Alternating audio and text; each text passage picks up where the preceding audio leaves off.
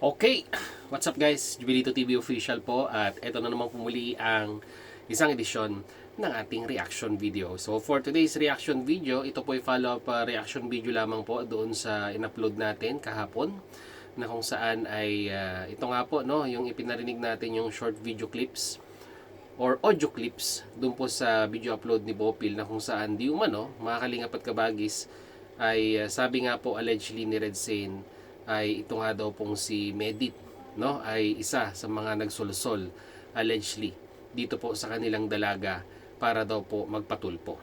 So talagang makanyon, mabigat 'yon, mga kalingap at kabagis, no? Mabigat na sabihin na nating akusasyon regarding sa isang tao na sabihin na nating may kinalaman din sa pagpapatulpo. At sabi nga po ni Bopil doon, mga kalingap at kabagis, ay i-share niya daw po yung link, no, kay Medit at sa tingin ko naman po ay napanood at ika nga ay na-analyze na ni Medit itong live na ito, no, ni Red Sane or ni Pulang Uod, mga kalingap at kabagis, no.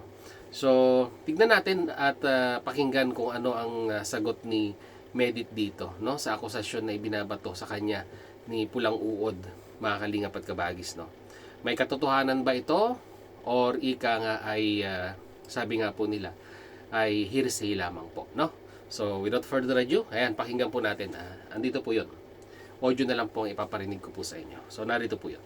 Mag-explain para linawin and linisin ang pangalan ko kasi bakit parang dinadamay ako? Bakit dinadamay niyo po ako sa kaguluhan niyo, 'di ba? Unang-una, wala sa'yo po, Kuya Red Sane, wala po akong ginawang masama sa'yo, wala akong sinabing masama sa'yo. Especially kay Beyonce, kay Dr. Love, wala akong sinabi. Wala akong, sa pagkakaalala ko wala po akong ginawang masama sa inyo, wala akong sinabing masama sa inyo. Kaya nga po, mga kalingap at kabagis, napaka-importante dito, no? Napaka-importante dito na si Pulang Uod po ay maglatag ng matibay na ebidensya ng involvement po ni Medit, no? Involvement ni Medit na di umano ay nagsulsul daw po dito po kay Dalaga. Yun lang po ang hinihintay ng mga viewers ngayon. So ang tanong, meron ba siyang mailalatag na sapat na katibayan para ika nga ay masagot ito naman pong statement ni Medit? Ngayon nagsalita na si Medit, sabi niya wala, no? So ito po'y kontra doon sa sinabi ni Pulang Uod na nagsulsol.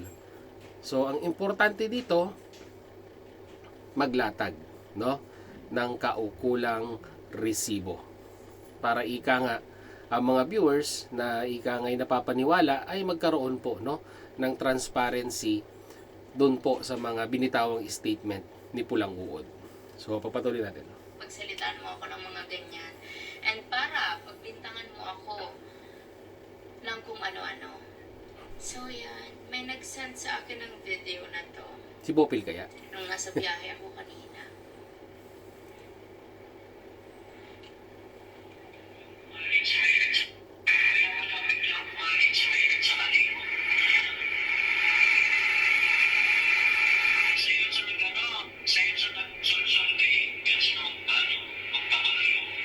Nagsulsul kay Beyonce na magpatulfo. Yan po ang hirap Ang hilig, paano natin erereklamo ang isang bagay na sa pamamagitan ng pagsasalita natin, di ba? Kung hindi natin alam ang mga ibig sabihin ng mga words na binibitawan natin, di ba? Tama. Paano na natin makukuha kung ano man yung justice na sinasabi nyo kung hindi nyo nga alam kung ano talaga ang tamang term sa mga bagay-bagay, di ba? Ano kaya ang ibig sabihin ni Medit dito, yung terminology na ginamit ni Pulang Uod doon sa mga statement na binitawan niya sa kanyang live, tulad na lamang po ng paggamit ng salitang nagsulsol?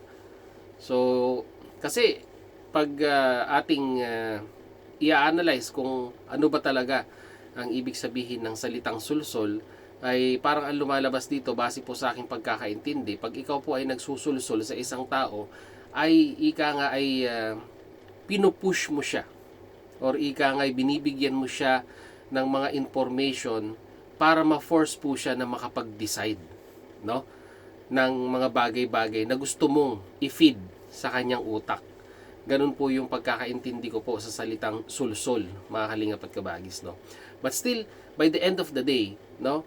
Kung ikaw po ay isang nag-iisip at nag-a-analyze ng mga bagay-bagay, kahit sabihin man natin na 100 pa yung magsulsul sa'yo, no, nagawin mo yung mga bagay na yan, pero kung meron ka naman pong sariling desisyon sa buhay, sariling pag-iisip, ay hindi ka magpapa-apekto or hindi ka susunod dun sa mga sulsul na yun.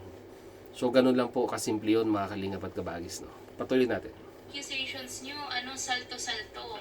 Kaya ayaw ko po talaga, as much as possible, di ba, sabi ko, ayaw kong manghimasok. Ayaw kong ma-involve sa ganitong issue kasi sobrang dami ko na pong issue at may mga inaayos ako personally. Tama. And ayaw ko sana to idagdag sa mga isipin ko. Pero sige, dahil gusto mo, sige po. And, yung sulsul, yan muna tayo sa sulsul na sinasabi mo. Ayan na. Paano susulsulan ko? Eto ang message namin. Ito. May 6, 9, Meron po siyang conversation, no? May conversation si Medit. Kanino? Ay dito malalaman natin. 9:34 po ito, PM to PM. May 6, 9:34. Okay.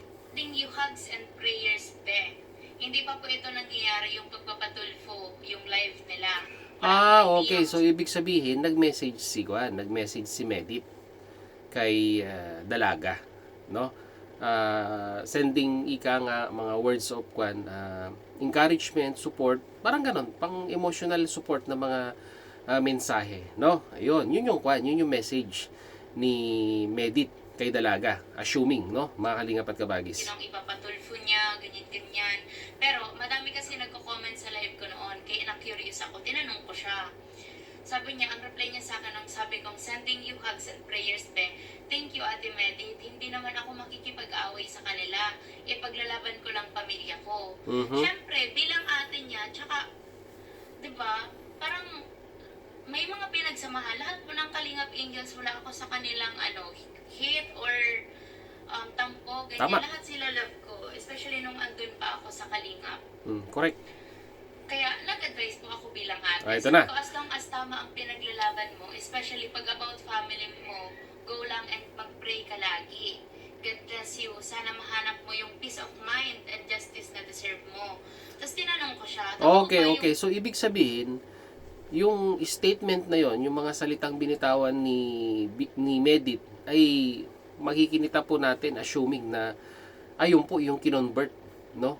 Yung po yung sabihin na nating analyzation, no? Yung po yung analyzation nila ng terminology na ayan yung sinabi kaya nagsulsol, parang ganon. Halingap at kabagis, no? Yung po yung interpretation nila doon sa sinabi ni Medit. So ibig sabihin maling interpretation, no? Ang nangyari dito. At doon po sa pagkaka-interpret nila ay nagbitaw sila ng salitang ibig sabihin ay sulsol. Kumbaga, word of encouragement na binigay ni Medit kay Dalaga ay ang pagkaka-analyze ng mga taong sumusuporta o yung mga taong nasa likod sa kanya ay sulsol na yon. Ganun po yun, Kalingap at kabagis, no?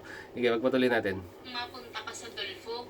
Tapos sabi niya, andito na ako ate. Sabi niya, oo ate. Sabi ko, nasa Dolfo ka? Sino ipapatulfo mo, be? Sobrang haba ng pila dyan sa labas at sa loob. Okay. May ads. Sandali lang po.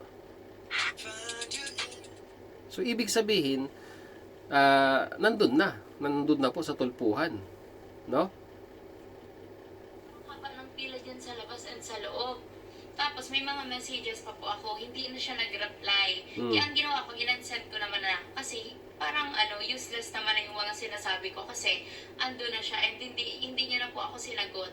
Hanggang sa napanood ko po yung live na si Kuya Val at si Kuya Rap pala ang ipapatulfo niya. Hindi ko po yun alam. Kasi kung alam ko, a-advisean ko siya bilang ate.